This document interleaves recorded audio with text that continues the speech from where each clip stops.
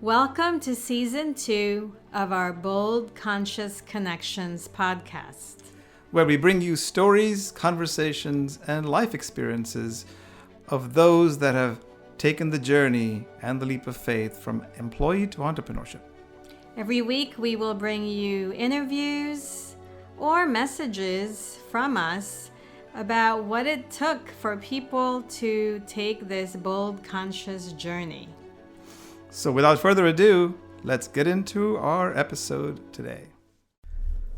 So today we thought, I'd interview my own business partner, Triccia Ramos, and, ask her some questions about what it took her to go from the journey of being a corporate employee for 20 years and to becoming an entrepreneur. I started my journey many years earlier, but it would be good to hear from Triccia, who has been in it now for 2+ years. She and I met by way of background a couple of years ago at a mastermind and decided that this was something that we could do together. So do you want to talk a little bit about your background, Triccia, and for those of the listeners that don't know you as well as I do? Well, I came from retail, years and years of retail.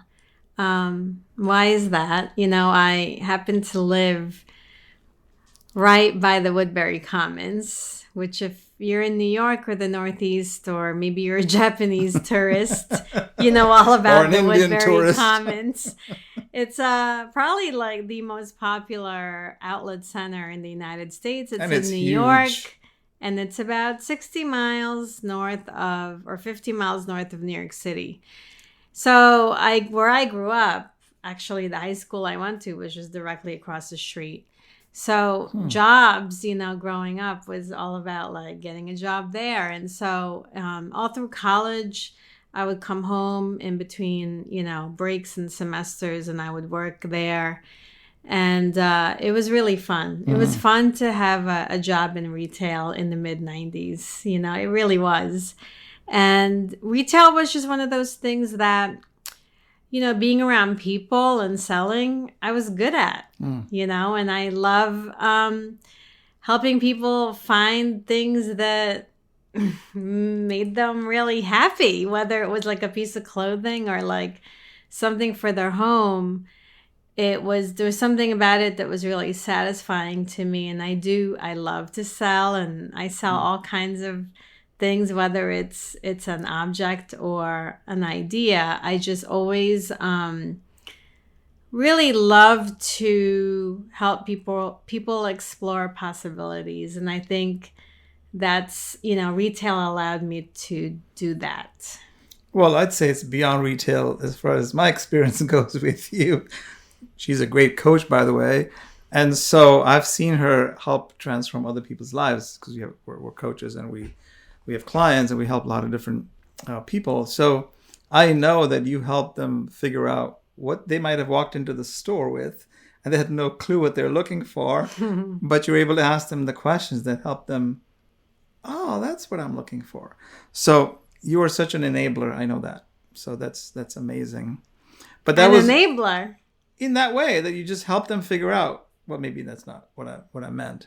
What's the better word than enabler for you? I guess someone who helps people see the possibilities. And, I like to think of myself, and I like to think of anyone really who genuinely enjoys the idea of sales and salesmanship. I like to think of that as a skill that helps people discover a better way of living and experiencing and being. Okay. Well, then we'll scratch enabler in that conversation. But certainly you're helping them with their own perhaps desires and shine the little light on the blind spots for them. So they recognize what they are and who they are and what they really were desiring in that moment. As a coach. As a coach. Right. Like whether it's a product or Yes. You know, it's you seeing yourself for who you truly are. Mm-hmm. Yeah, I've sold people on themselves for sure. Exactly. All right. Well, just careful when you run into Triccia then. So I want to go back to our own respective transitions from corporate to entrepreneurship, but today's focus is on you. So was there when you started your career, what brought you into that career, and why did you choose it, and was it your choice? And people have different reasons why they got into their careers. So what is the genesis of your joining that global retail organization? Yeah, well, I used to work with Crate and Barrel. I was with Crate and Barrel for over 20 years. And it was the late 90s and right before 2000, actually. And for me, it truly was a matter of falling into it.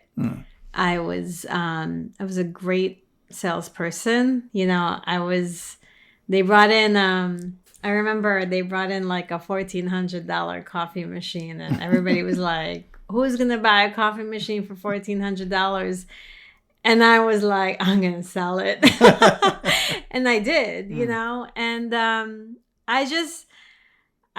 there was something about like falling into things that made it easy. And I was young, I was like a year or two out of college, and I wanted to have a good time. I mean, I'm telling you, like my 20-something-year-old self. But wait, isn't there also, I know that story a little bit about the fact that you were a pre-medical student and then you decided to not do that? Yeah, I had every year at college, I had like 28 credits because I was pre-med. Mm-hmm. And then one day, during an internship at Beth Israel, I realized I don't want to be in the hospital. For those listening to that, take note of that. And I didn't want to be around. I didn't actually have the stomach to be in the hospital and to witness people, in conditions. I just didn't, and now in hindsight, I could tell you there's a very good reason why I couldn't be in this space, because as I got older and I got on this coaching journey, I realized like I actually am very, very sensitive and very, very open, and I feel pain. Like I feel other people's pain in a way that probably the average person wouldn't. Not only do I feel it, but I absorb it as if it was as if it's my own. And so I remember that internship I went to Beth Israel, and I was I can't remember if it was a junior at Fordham University in the Bronx. And gosh, I ran out of there and I never went back. And I called my mom, and I was just like, oh my God, I can't do it. It really, like, being in there felt like it was swallowing me. In other words, you were taking on the pain of the patients that you might have gone to. Yeah, and there was no way I was going to be able to help them, because I was actually wearing and owning their pain. That's interesting. And if you're listening to this now, in the late 90s, we didn't have a term for that. We didn't know what that was. Today, we know that to be as someone who is an empath, or has empath abilities. And I just really finally came to that realization just last year. But my whole life, I meaning for 20 years of working, you didn't know that. And I didn't know that, but now knowing what I know as a leader, because I was always a leader in the organization. Sure. I was fortunate enough in that leaders recognized me and gave me opportunities. And so I was a people leader pretty much for my entire career in retail. And I want to say that in one hand, while it debilitated me in the hospital setting, it really was a superpower for me in my job in the retail industry, leading people, because it allowed me a way to connect and relate with anybody, no matter who they were. Not just your coworkers, and colleagues, but also people that came to the customers. stores, the customers, right? Yeah. You were lit up when you were talking to the customers, I suppose. Well, yeah, because I was able to immediately, what is the definition of empathy? It's being able to put yourself in somebody else's shoes. Yeah, exactly. When you're an empath, not only are you in their shoes, you literally can feel in the very fabric of their being, like their pains, their problems that they want to solve, like who they are, what they're going through.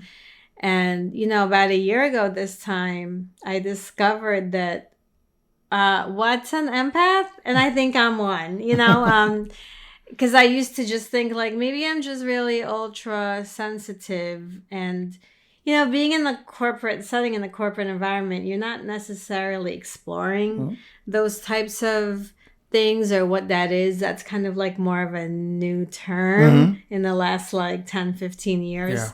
Yeah. I had a boss actually in the last year that I was at Crate and Barrel say to me, I think you're an empath. And I was like, I don't know what that means, but you're probably right. Because she was saying that to me in response to how I was able to articulate what the struggles were that my teams were going through in the stores. And, I had multiple stores that were under my jurisdiction. And so she was like, I think you're an empath. And I was like, I don't know what that means, but you're probably right. Because, I've always my whole life been able to connect very deeply if I allowed myself with somebody's pain or what somebody might be going through or their joy. Yeah. I'm easily affected, if that's the word, affected by the energy around me.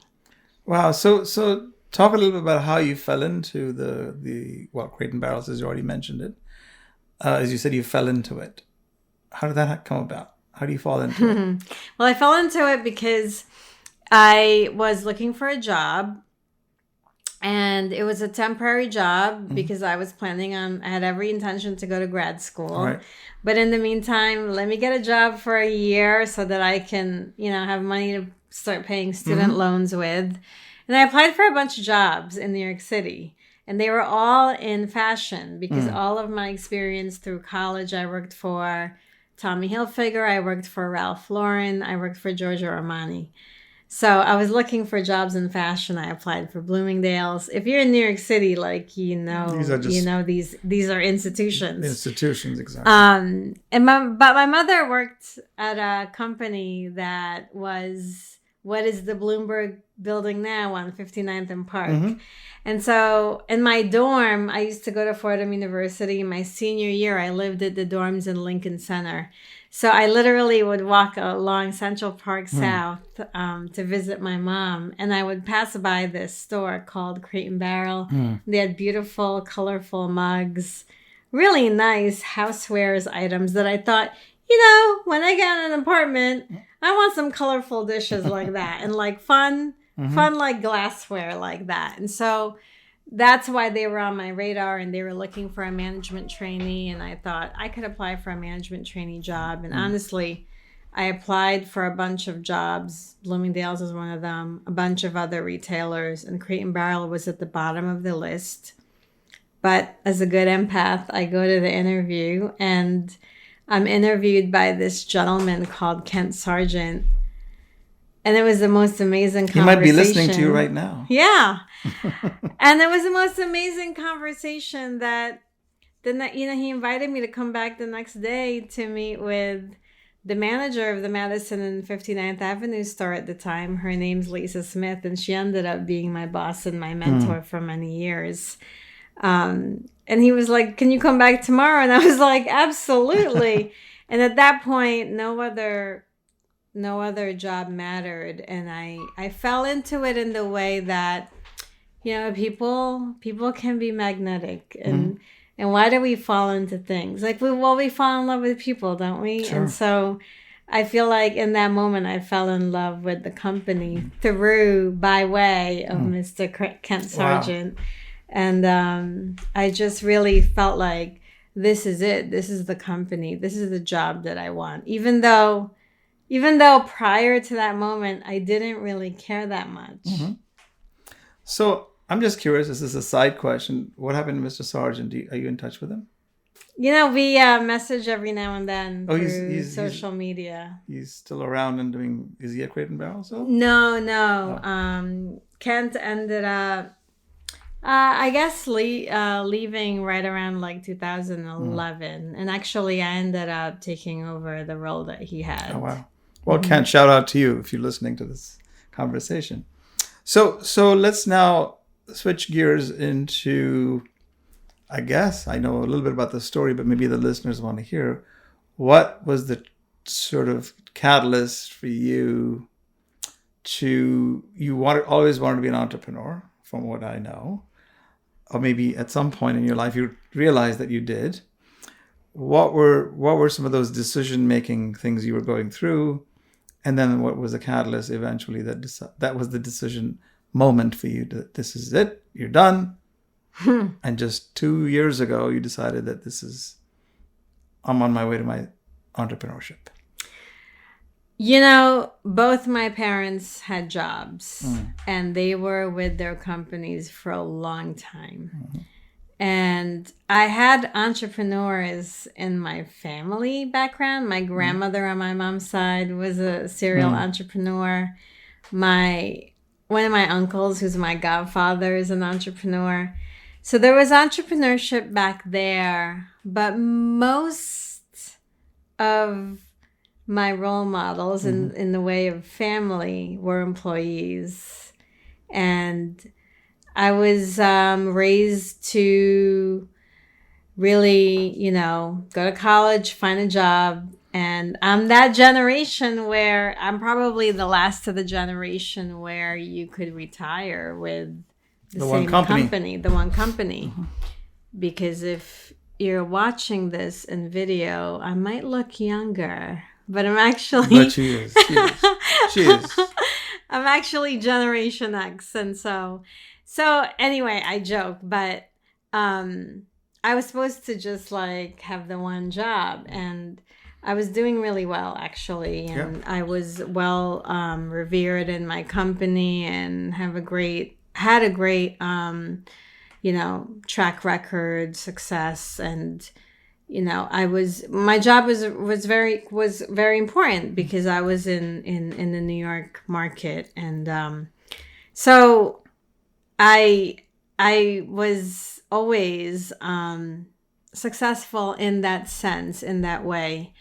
Now, when did I discover or come to the awareness that I wanted to be an entrepreneur? It wasn't immediate because like I said, my closest examples were my parents, who were employees. And probably that was part of the reason why it took me so long to leave. Mm-hmm. However, over the course of many years, I got, for example, my health coaching certificate from Institute for Integrative Nutrition, and I started coaching clients, on the side part-time. I had so many side hustles. What was the reason for that? Why did you need side hustles? Because I was clearly looking for other... Not to make money. No, it wasn't to make money. Okay, well that's... It was another way for me to do multiple things. Satisfy my desire to do something greater than what I was doing, to make a greater impact. Okay. So there was a health coaching piece. I was on the fitness journey, so I found myself teaching group fitness. I was teaching group fitness at Equinox. I was doing group fitness for the city of New York for, on volunteer purposes for example, people who couldn't afford to go to the gym. So I was doing that. And I was also dabbling with network marketing. In 2013, I got involved with a company called Team Beachbody, which, many people know is the creators of Insanity and P90X. So I did all that, to really satisfy I just always had this Oh, there's so many ways I can help people, and I want to help people. I had 28 credits in college all 4 years, and so for me, there was something about who I was that really identified with being busy and just having my hands in a lot of different things that satisfied me. So where does that link then to? So, being a Team Beachbody coach, which I was too, it's partly entrepreneurial because you're trying to do it for service, right? Sure. So what is it then that was the catalyst? Okay, I'm done with this. I'm going to go beyond, the retail job that I have, which sustains me for the most part. Now I'm going to make a difference to go do this stuff on my own. Isn't there a risk-taking appetite you need to really have? Really know who you are, and then what does the safety of the paycheck mean for you? And then now what are you going to do going forward if you don't have that paycheck? Yeah, when I did finally quit my job, after thinking about it for about 8 to 10 years. All right. Well, that's okay. That's all right. It came during a major life change. It was truly like a blank slate moment, which...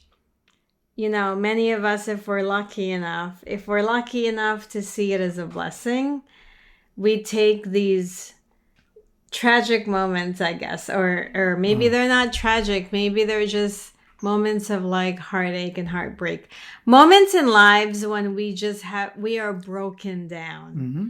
And I had one of those moments in 2018. Mm-hmm. I found myself burnt out finally I was burnt out from my job. So my health wasn't in great condition. My boyfriend and I, who I was with for 8 years, we broke up. I had a flood at my house. So on all fronts, it seemed like the world was closing in on me. And so sometimes it takes having your back against the wall for us to finally make a decision. And 2018 was that for me. The burnout that affected me physically began in the spring, summer. The flood happened in July, and it was major. I needed, thousands and thousands and thousands and thousands of dollars to renovate my place as a result. And then my boyfriend and I broke up in the fall. And it was only like a month later when I decided I have nothing left to lose. If I don't do this now, if not now, when?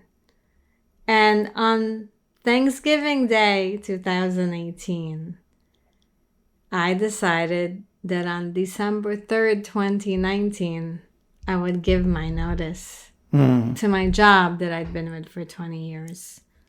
And I didn't waver from that decision. And, once I had made a decision and I committed, little by little things started happening. And that was it. That was when it happened. And, if you're listening to this, part of the work Raju and I do is helping our clients make decisions before they get to that point. Helping people start to shift towards transformation before they get to a point where they feel like they have no options. I think I needed to go through what I needed to go through. But I think that as human beings, we can shift the consciousness to a space where we shouldn't have to create a situation for ourselves where we're out of options before we actually commit to something and make a decision. And so that's, if you want to know why and how I finally came to it, it's because I felt like I had lost everything that mattered to me anyway. So why not? Nothing left to lose. Why not? Right.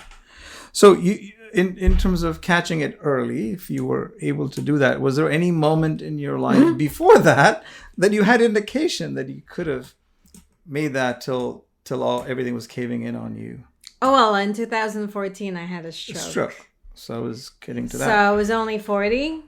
No one who's 40 has any business having a stroke, let alone healthy, at least outwardly, physically healthy. Yeah. And, the doctors never did figure out what was the cause for it. And then by the grace of God, fortunately, I walked out of the hospital 2 days later, miraculously, as if it never occurred, because everything that I had lost came back within hours. And then you went back to your work in 6 days after that or something? I didn't even take a leave of absence. I literally was back to work in 6 days. Right. So that's another, kind of checkpoint to say, well, what were you thinking?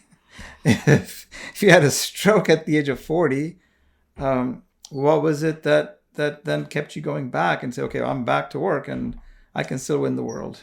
I remember our CEO at the time. His name is Adrian Mitchell. He was an interim CEO that we had. And he actually, this is when I felt like the company still had heart. He called me up actually on my cell phone to tell me, take all the time that you need. Nothing that is happening here is more important than your health. And I thought, wow, what a stand-up guy. Yeah. And even our CEO prior to him, who had heard what happened, Sasha Bob, his name, called me up and was like, you're the healthiest person I know. How did this happen? Right. And if you're listening and you're a leader or you see level, these things matter. Yeah, of right? course. Yeah. And I remember Adrian saying to me, nothing is more important than your health. And honestly, Raju, to answer your question, I just wanted to prove that truly I didn't lose anything. Mm-hmm. Truly that whatever faculties I lost temporarily when I was having the stroke truly did come back. And, prior to that point, I never saw myself as anything less than unstoppable. Mm-hmm. My identity was tied to being invincible. And I just wanted to hang on to that. And it was important for me to go right back to work, to see my teams, to visit my stores, to have everybody see me as completely intact. Because I needed to see myself intact. And in hindsight, you have a different... So what is that? Let's go hindsight. What's the hindsight? What does it tell you now? The hindsight is all about self-care and self-love. If this were to have happened to somebody that somebody else that I loved, I would make sure they understood the importance of taking the time to rest. To rest, R-E-S-T. To allow yourself to be supported. To allow yourself to take the space to recover. To give yourself permission to be vulnerable and receive care from people. I didn't even let my parents come here to I know that care story. For me, because I had this identity in my mind that I was their child that didn't need them. I was their child that was completely capable all on her own. And so that was probably one of those moments that, the universe can get very loud with the lessons we need to learn. And it'll come. These lessons will come when you're most susceptible. But I was clearly still hard of hearing. Hard of hearing, not able to receive. And it was another 4 years from that time. It was not until 2018 until I finally made these changes. So for those listeners who are at the cusp of this and then everything is hunky-dory and then something really radical happens, you don't want to wait for that, right? That's what we've been talking about. Because what is it that they should be looking for as red flags, as potential, checkpoints to say, hey, you're overdoing this, and maybe it's your ego, maybe it's your type A personality, maybe it's something else that you really ought to be paying attention to, and not your ego, but something is telling you. Then when it happens, as we always talk about this in our coaching sessions, when things happen, they happen slowly, and then they happen like that. Suddenly. And then it's like, I don't believe this. How could it happen to me? I'm such a healthy person, and all of those things that we all know. And this person died at the age of 45, had a hole in the heart. I didn't know they were so fit, but they were ignoring certain things, right? Yeah, I mean, what is the way to when we think about life, as much as we've been programmed, because this is how the traditional Western medicine looks at our body, looks at our body in parts. So you feel a disease or an ailment in one part of your body, you get treatment for that, and then that particular treatment negatively impacts other parts of your body. So then you have treatment for those parts of your body, right?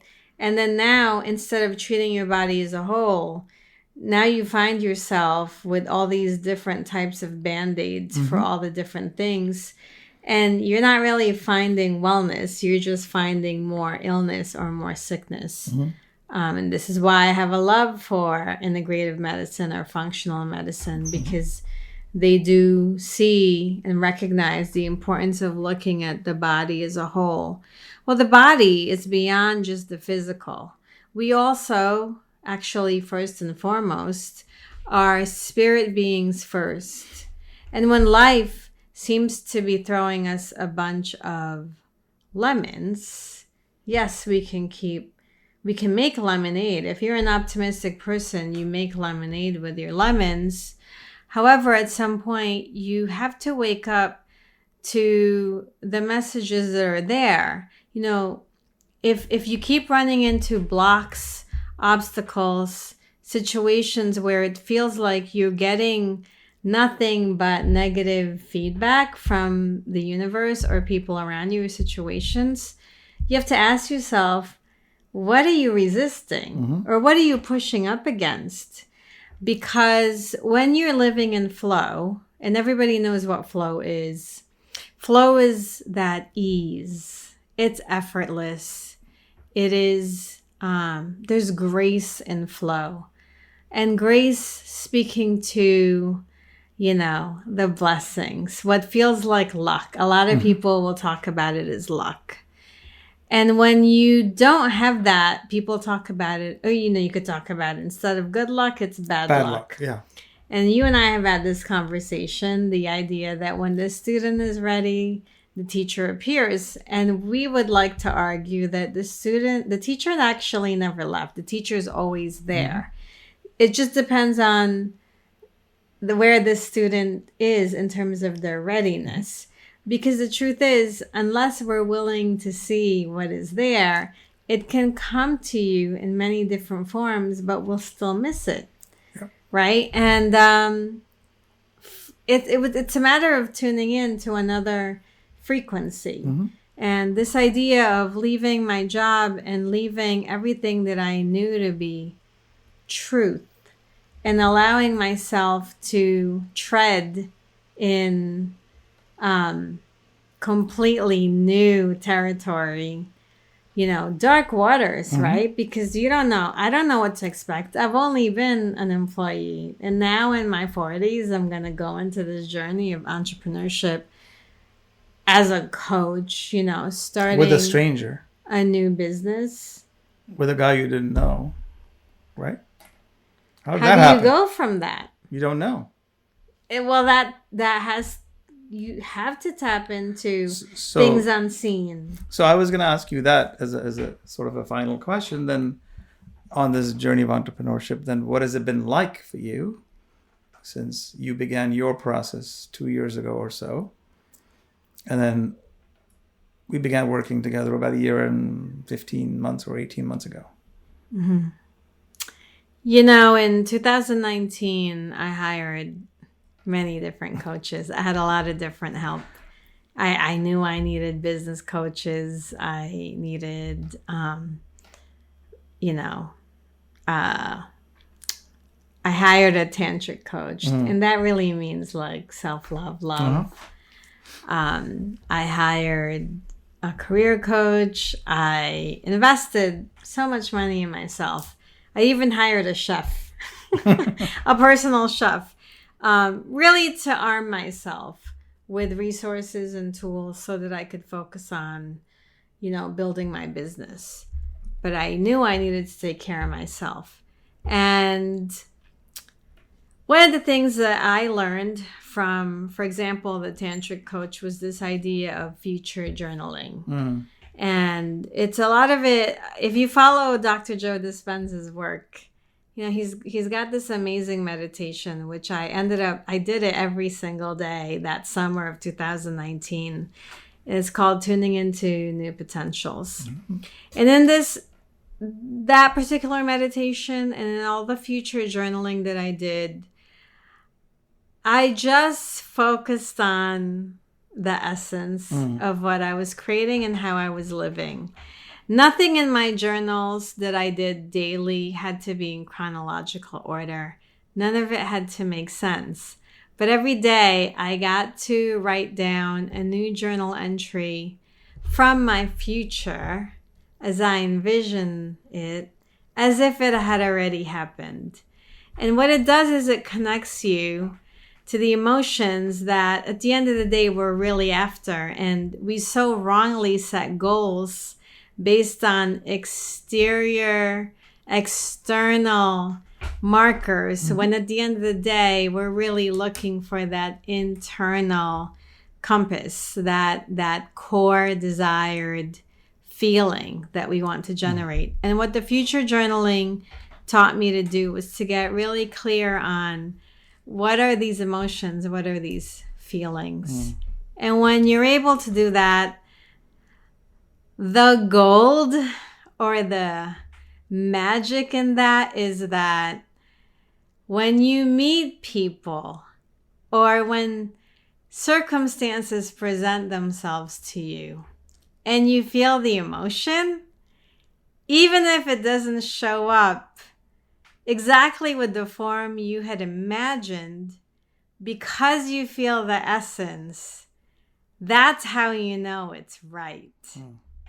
And so for me, that is the value of visualization. The value of visualization isn't to get clarity on the form.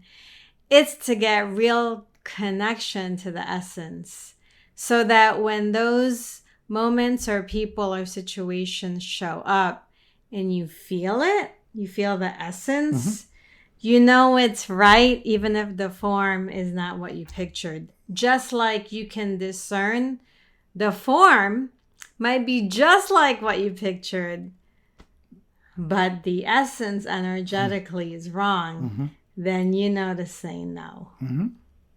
So, advice for people listening, if there was such an easy thing, I know this is not so easy to do, but one thing would be to think about future journaling. What are the other 2 tips that you would give them to think about based on all the things we talked about in terms of how your life changed 20 years ago and, of course, 8 years ago, and now here you are? Well, the first thing, okay, so you said first thing is future journaling. The second thing is like shift your perspective. You just got finished saying it's not that easy. Why? Let's just change that. Actually, it's not that hard. It actually is pretty easy when you can just tune into what feels good. That's actually easy. It's just that we're not used to thinking about it that way. We're so used to being programmed to think that whatever is good should be hard, that we don't deserve it, so we have to work so hard for it, or that something that is good for us is so far away and we have to earn it. And I'm saying to you, like, actually come out of that thinking and get into the thinking of, yes, whatever it is that I'm imagining, on some quantum level, I must only be able to imagine it because I've already experienced it on some multidimensional level. Because otherwise, you wouldn't be uncomfortable. how would I even know about it? So, go from that's hard, that's not for me, to, you know what? Maybe thinking about it as it being hard is the block. Maybe I need to just get out of my own way and actually allow for the ease to come in. So that's one advice. It's the second advice. And the third would be pay attention. Set up practices moment to moment, day to day, that allow you to stay aware and conscious, so that you have a way of checking yourself and taking evidence. Life can move so quickly, so fast. We can be so busy, caught in this striving, that we don't ever take time to actually pause and recognize, what it is that's working, and to create more of that. And in the process of reflection, whether it's through journaling, through meditation, through just momentary pauses throughout the day, capturing that, there's so much value in training our minds to recognize what is working for us versus being magnetic and attracted to what's not working, which is how the rest of the world would have us think of, anyway. So that would be, one was journaling, one was the, what was the second one again? It's about getting connected. And the third, just to be clear, you really ought to be not just intentional, but be aware that's what you're saying, right? As to where you're feeling what you're feeling. Is that fair? Okay. So are there any last words of wisdom for people who are struggling with this journey of what they're at in their own day-to-day life, and let's say even whether it's corporate jobs or women who are, homemakers and just feel like they're trapped, or other situations that people are facing in transition? Is there anything that you want to share as you say goodbye? We're never not in transition. Because if you ever are at a point in your life where you feel like you're done, sayonara. Because even if you are alive and breathing, you're basically dead. So we're never really ever done. And if you are someone seeking answers, seek the answers. Ask for help. You don't ever have to do this on your own, and you're not necessarily any less for wanting to seek support. Like I said, that first year, 2019, I had so much help. I surrounded myself with people who I knew I wanted to surround myself with, because they were going to be my support system, my new support system. And so much of transforming your life does involve dying to who you were. And, who we currently have in our lives today might not be who's best for us as we go through this transition. So, I'm not saying at all, like, say goodbye to all these people, because no, that's your family. What I'm saying is, in addition to the people that you know, it is your responsibility to yourself to set yourself up for success and to seek out the right support system that can help you as you go through that journey. That's awesome. Thank you, Triccia. Thank you for being my partner. Thank you for sharing your wisdom and your journey and your, all the insights that you've had over these past few years. And I'm sure the audience got a lot out of this. Okay. Awesome. Thank you. Well, thank you so much. And we'll see you on the next episode. Take care. Bye. Bye. We bring you these conversations to inspire you on your journey, to encourage you, to excite you, and sustain your enthusiasm on this trip. We know it's not easy. We've been there before, and that's why we put together something that will support you. Go to our Instagram account at Bold Conscious Leaders. There is a link in the bio for a masterclass that you can access for free called How to Transition from Employee to Entrepreneur. So subscribe to this podcast wherever you listen to podcasts. Leave us a review and give us some feedback so we know what sort of topics to bring you in the future. And like anything else in life, nothing changes if nothing changes. And all you need is just one idea that just might change the trajectory of your life. So please, go be bold. Focus on the what and the why, and let the how unfold.